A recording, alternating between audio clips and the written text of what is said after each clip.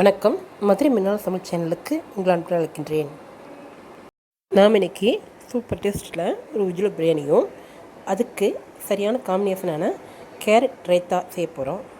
தாளிப்பதற்கு சோம்பு, கல்பாசி, ஜாதிபத்திரி, ஏலக்காய், பட்டை, கிராம்பு, மராத்தி மொக்கு, பிரிஞ்சி இலை, 2 தக்காளியை சின்ன நறுக்கி வச்சுருக்கேன். பச்சை மிளகாவையும் பூண்டையும் நீட்டிடமாக நறுக்கி வச்சுருக்கேன். கருவேப்பிலை தேவையான அளவு, 1 கப் தயிர், மிளகாத்தூள், மல்லித்தூள், மஞ்சத்தூள், பீன்ஸ், கேரட், உருளைக்கிழங்கு சின்ன நறுக்கி வச்சுருக்கேன். காலிஃப்ளவர் பச்சை பட்டாணி எடுத்து வச்சுருக்கேன். அரைப்பதற்கு இஞ்சி பூண்டு, 1/4 முடி தேங்காய், முந்திரி சிறிதளவு, 3 பச்சை மிளகாய், 1 டம்ளர் பாஸ்மதி ரைஸை ஊற வச்சுருக்கேன். இது 1/2 மணி நேரம் ஊறட்டும். பிரியாணி தூள், மிளகாத்தூள், மல்லித்தூள், மஞ்சத்தூள் எடுத்து வச்சுருக்கேன். இப்போது குக்கர் அடுப்பில் வச்சு எண்ணெய் சேர்த்துக்கலாம். எண்ணெய் காஞ்சிருச்சு. இப்போ சோம்பு சேர்த்துக்கிறேன்.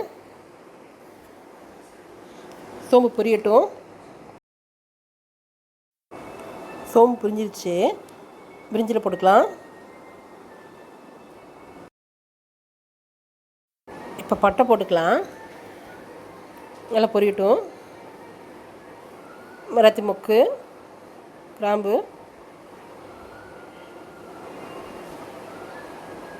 ஏலக்காய்,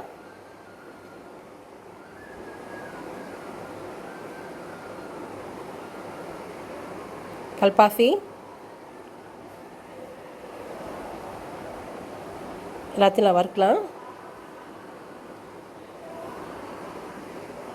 கருவேப்பிலை சேர்த்துக்கலாம். நறுக்கி வச்சுருக்கேன் பூண்டு சேர்த்துக்கலாம்.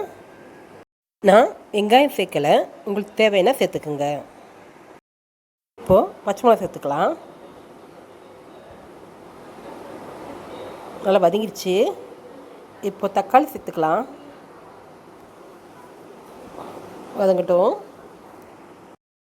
நான் செய்கிற இந்த மெத்தடில் செஞ்சு பாருங்கள், இது சூப்பராக இருக்கும்.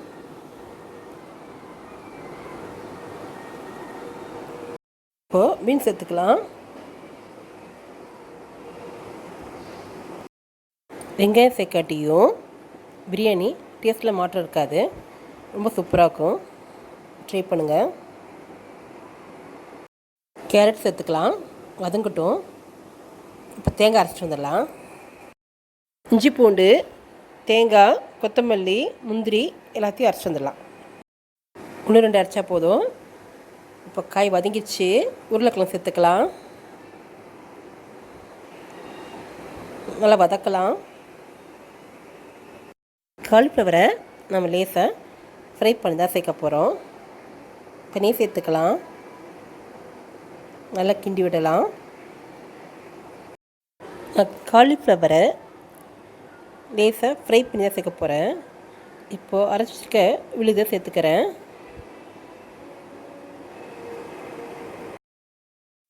நல்லா வதக்கலாம். எண்ணெய் தேவைப்பட்டால் சேர்த்துக்குங்க.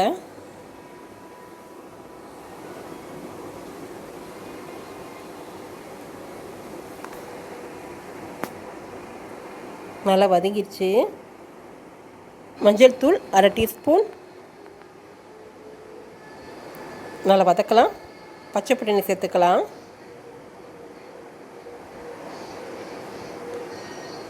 லேசாக பரட்டி விடலாம். 2 டேபிள் ஸ்பூன் அளவுக்கு மல்லித்தூள் சேர்த்துக்கிறேன்.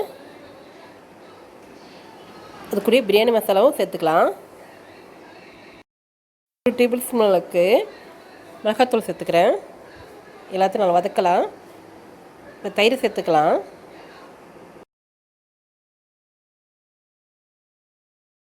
இப்போது காலிஃப்ளவர் சேர்க்க போகிறேன். இது நல்லா வதக்கலாம். நான் 1 டம்ளர் அரிசி எடுத்து வச்சுருக்கேன்.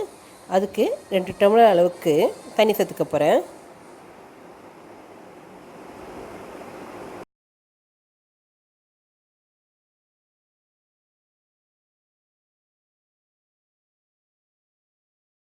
தட்டு போட்டு கொஞ்சம் கொதிக்கொள்ளலாம். இப்போ திறந்து பார்க்கலாம். நல்லா கொதி வந்துருச்சு. இந்த ஸ்டேஜில் அரிசியை சேர்த்துக்கலாம்.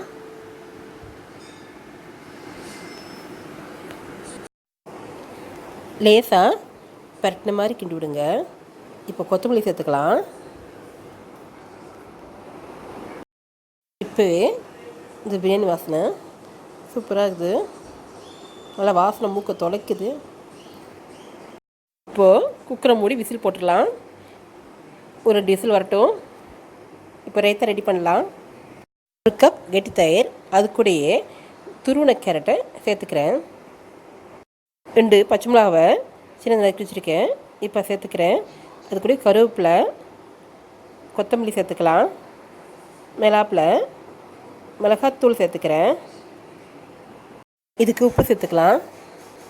ஸ்ட்ரீம் வருவது நின்றுச்சு. இப்போ குக்கரை திறந்து பார்க்கலாம். பாருங்கள், சூப்பராக வந்துருக்குது. நல்லா உதிரியாக இருக்குது. லேசாக கிண்டி விடுங்க. இப்போது 2 டீஸ்பூன் அளவுக்கு நெய் சேர்த்துக்கலாம். ரொம்ப பரட்டிடாதீங்க. இப்போ அப்படி குக்கரை மூடுங்க. ஒரு 5 நிமிஷம் கழிச்சு மறுபடியும் திறந்து பாருங்கள் சூப்பராக வெஜிடபிள் பிரியாணி ரெடி ஆயிடுச்சு. நல்லா உதிரியாக இருக்குது. கேரட் ரைத்தாவும் ரெடி. தேவைப்பட்டால் மேலாப்பில் காராபந்து தூவிக்குங்க. சூப்பராக இருக்கும். சூப்பர் டேஸ்ட்டில் வெஜிடபிள் பிரியாணியும் அதுக்கு நல்ல காம்பினேஷனான கேரட் ரைத்தா இப்போ ரெடி ஆயிடுச்சு. அரிசி ஒன்று நல்லா உதிரியாக இருக்குது. இவ்வளோ டேஸ்ட்டான சூப்பராக இந்த பிரியாணி செஞ்சு பார்த்துட்டு எப்படி இருக்குன்னு சொல்லுங்கள். மறக்காமல் சப்ஸ்கிரைப் பண்ணுங்கள். கீழே இருக்க பெல் பட்டன் இருக்குங்க. அப்போ தான் நாங்கள் போகிற வீடியோ உங்களுக்கு வரும். நன்றி.